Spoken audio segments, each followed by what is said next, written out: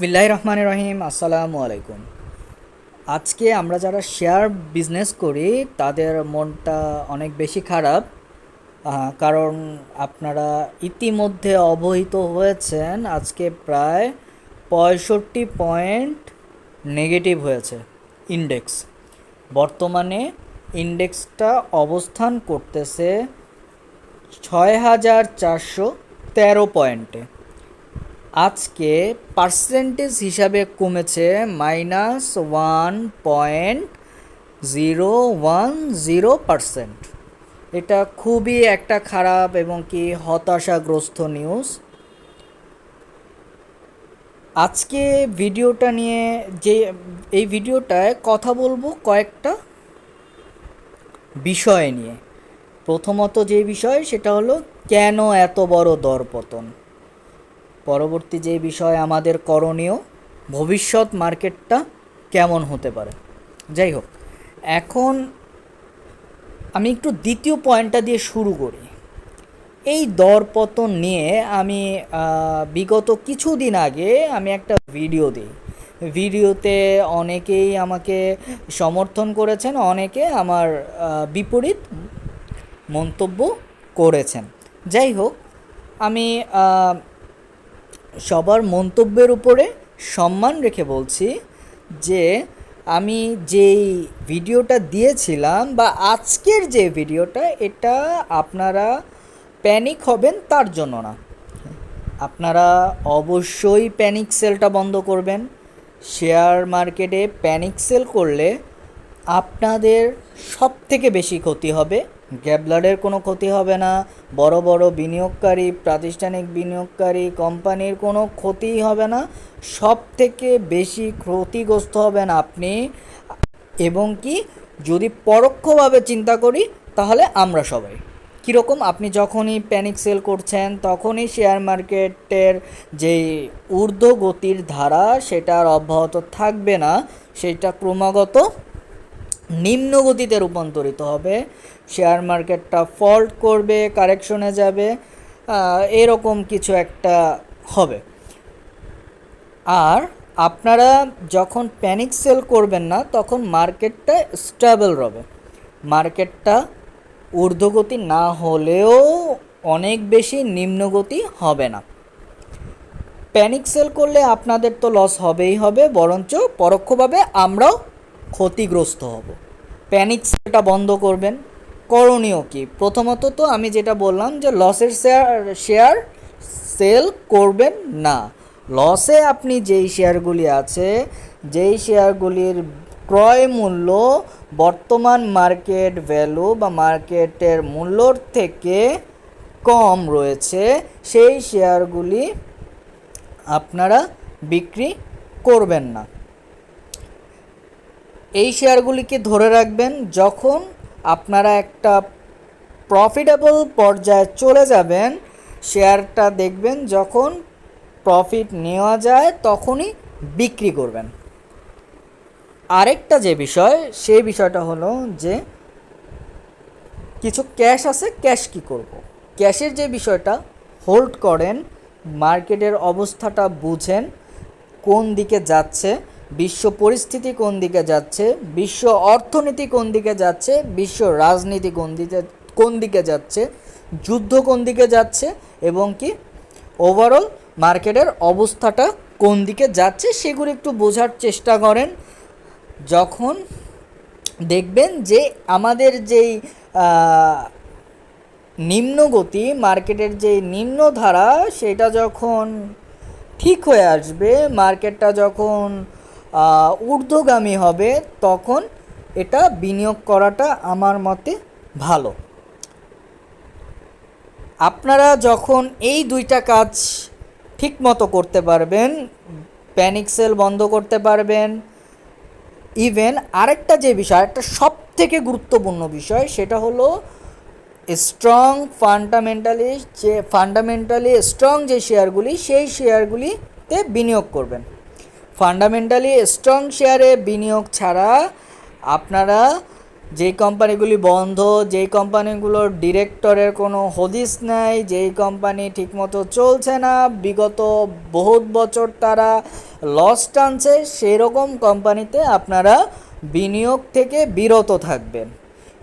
এক্ষেত্রে যেটা হবে, মার্কেটের ভারসাম্যটা বজায় থাকবে, মার্কেটে ভারসাম্যটা বজায় থাকবে, ভালো শেয়ারগুলো উঠবে এবং কি ভালো শেয়ারগুলো যখন আপনি বিনিয়োগ করবেন আপনার মধ্যে কনফিডেন্ট গ্রো হবে। আপনি একটা কনফিডেন্ট নিয়ে আপনি ব্যবসা করতে পারবেন যে আমার এই শেয়ারটা কমার শেয়ার না, আমার এই শেয়ারটা বাড়বে, আমি যেই শেয়ারটা কিনেছি, যেই দামে কিনেছি এটাই সঠিক প্রাইস, এই দামের উপরে শেয়ারটা যাবে। আপনারা যখন কিনবেন তখন অ্যানালাইসিস করে কিনবেন।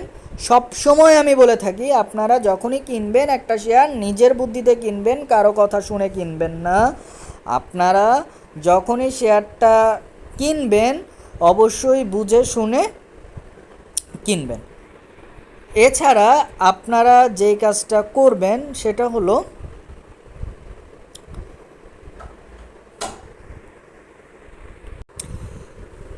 নতুন যেই শেয়ারগুলি ডিভিডেন্ড ঘোষণা হচ্ছে, যেই শেয়ারগুলি এজেম হচ্ছে, রেকর্ড ডেট হচ্ছে, সেই শেয়ারগুলির উপরে নজর রাখবেন। এতে আপনাদের যেই সুবিধাটা হবে, আপনারা কিছুটা অনুমান করতে পারবেন যে উক্ত শেয়ারটা কোন দিকে মুভ করবে। এই হলো বিষয়। এখন আসি আজকের মার্কেট পতনের কারণ কি। আজকের মার্কেটের পতনের অন্যতম কারণ বেশ কিছু কোম্পানি তাদের ডিভিডেন্ড ঘোষণা করেছে, রেকর্ড ডেট ঘোষণা করেছে। এতে করে মার্কেটের যে অস্থিরতা সেটা বৃদ্ধি পেয়েছে। আমরা দেখতে পাচ্ছি প্রায় 1300 কোটি টাকা লেনদেন হয়েছে। এই লেনদেনটা হয়তো বা মার্কেট অস্থিরতা না থাকলে 4000-5000 কোটি টাকায় পৌঁছাতো, কিন্তু বর্তমানে যেহেতু মার্কেট একটা অস্থিতিশীল পরিস্থিতি বিরাজ করছে, মার্কেটটা ক্রমাগত নেগেটিভ হচ্ছে, সেক্ষেত্রে এই লেনদেনটা বা এই টাকার পরিমাণটা বাড়ছে না।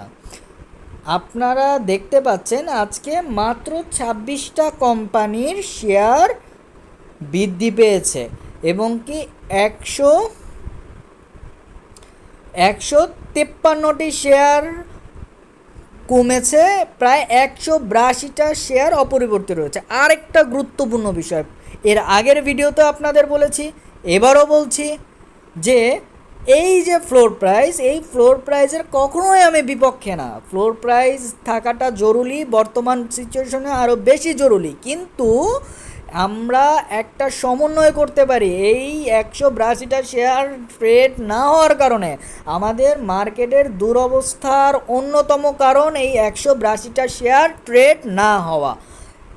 আরেকটা বিষয়, খুবই গুরুত্বপূর্ণ একটা বিষয়, আপনারা দেখতে পাচ্ছেন আজকে 26টা শেয়ার পজিটিভ হয়েছে। আপনারা আরেকটু যাচাই করলে দেখতে পারবেন 26টার মধ্যে ম্যাক্সিমাম শেয়ার নিয়ে আমি আলোচনা করেছি।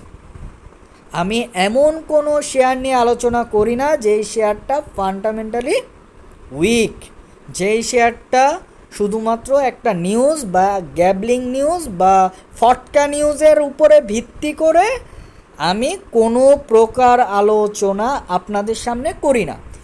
এই বিষয়টা আপনারা আজকের যে মার্কেটটা তাতে খুব ভালো মতো লক্ষ্য করেছেন। আপনারা আনোয়ার গ্যালভানাইজিংয়ের কথা বলতে পারেন, বিপিএমএলের কথা বলতে পারেন, এছাড়া অন্যান্য যেই শেয়ারগুলি আছে আজকে যেগুলো বৃদ্ধি পেয়েছে ম্যাক্সিমাম আমি আলোচনা করেছি। এ থেকে বোঝা যায় আপনারা একটা শেয়ার কিনে কনফিডেন্ট থাকবেন যে আমার শেয়ারটা কমতে পারে না, এই শেয়ারটা বাড়বে, এই শেয়ারটা বাড়ার অ্যাবিলিটি আছে।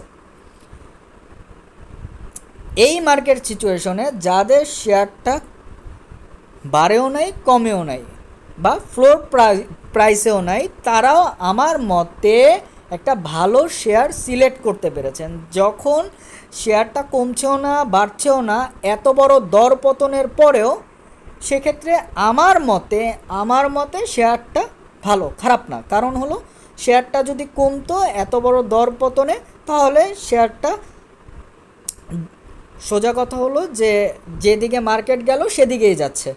আর যখন শেয়ারটা এত বড় দরপতনেও স্টেবল রয়েছে, তার প্রাইসটা তেমন একটা লড়াচড়া করেনি, সেক্ষেত্রে বলা যায় যে মার্কেটটা যখন একটু পজিটিভ হবে, অবস্থা উন্নতি হবে মার্কেটের, তখন শেয়ারটার দাম অবশ্যই বাড়বে। যাই হোক, আজকের এই বিষয়গুলো নিয়ে আলোচনা করার ছিল। ভবিষ্যৎ মার্কেটের অবস্থা ইতিমধ্যে আমি বলেছি, দেখবেন, পর্যালোচনা করবেন বিশ্ব রাজনীতি, অর্থনীতি, দেশের রাজনীতি এবং কি দেশের অর্থনীতি, এছাড়া আমাদের বাজেট সামনে আসছে, সেই বাজেটের কি অবস্থা বা অর্থনৈতিক, সোজা কথা অর্থনৈতিক কী অবস্থা, সেই বিষয়গুলো একটু পর্যালোচনা করবেন। সবথেকে বেশি প্রভাব পড়ছে আমাদের শেয়ার মার্কেটের উপরে বিশ্ব রাজনীতি নিয়ে একটু দেখবেন, অ্যানালাইসিস করবেন যে ভবিষ্যতে কোন দিকে মন নিতে পারে, সেই অনুযায়ী আপনারা বিনিয়োগ করবেন। স্ট্রং, ফান্ডামেন্টালি স্ট্রং যে শেয়ারগুলি, সেই শেয়ারগুলিতে বিনিয়োগ করবেন, অ্যানালাইসিস করবেন, নিজেরা বিনিয়োগ করবেন। কোনো প্রকার গুজবে, কোনো প্রকার প্যানিক সেল করবেন না, প্যানিক সেল বন্ধ করেন, এবং কি সুস্থ ধারার একটা মার্কেট আমাদের সবাইকে উপহার দেন। সেটা অবশ্যই হবে আমাদের এবং কি আপনাদের, আমাদের সবার কর্মফল। যাই হোক, সবাইকে অসংখ্য ধন্যবাদ। সবাই অনেক ভালো থাকবেন, সুস্থ থাকবেন। আল্লাহ।